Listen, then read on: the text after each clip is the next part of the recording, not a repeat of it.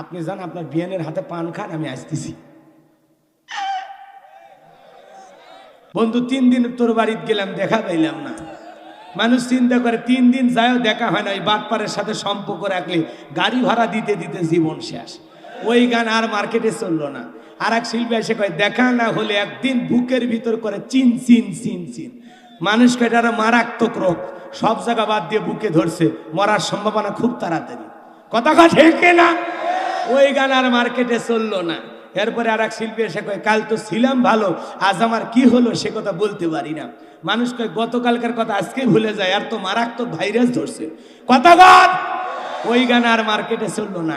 এরপরে আর এক শিল্পী এসে কয় বন্ধু যখন বউ নিয়ে আমার বাড়ির সামনে দিয়া রঙ্গ করে হাঁটতে যায়, বুকটা তখন ফাটে যায়, চিরে যায়, তালি দেওয়ার বুদ্ধি নাই। কিন্তু বউ বাদ দিয়ে বান্ধবী নিয়ে যাওয়া জায়েজ না হারাম?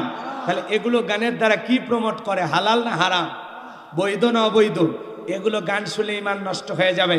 মুসলমানের সন্তানেরা এগুলো গান শুনতে পারে না। কথা গান। বন্ধু বউ নিয়ে যাচ্ছে, তোর জলে কে? তোর জলে কে? বউ নিয়েই তো যাবি, বউ বাদ দে, তোর মতো বান্ধবী নিয়ে খুলে মানুষ কি করবি? লুচ্চা, বদমাইশ, চরিত্রহীন, লম্পট। তো তোরে ভালোবাসতে যে আমি লম্পট হব, লুচ্চা হব? এ কথা কর না কে? বউ নিয়ে যাওয়া হালাল।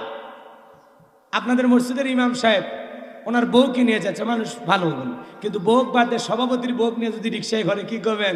হুজুর ভেজাল আছে, ভালোই মনে করছিলাম।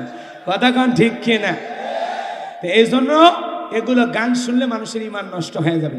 আবার ওই একই গানে কয় তুমি বন্ধু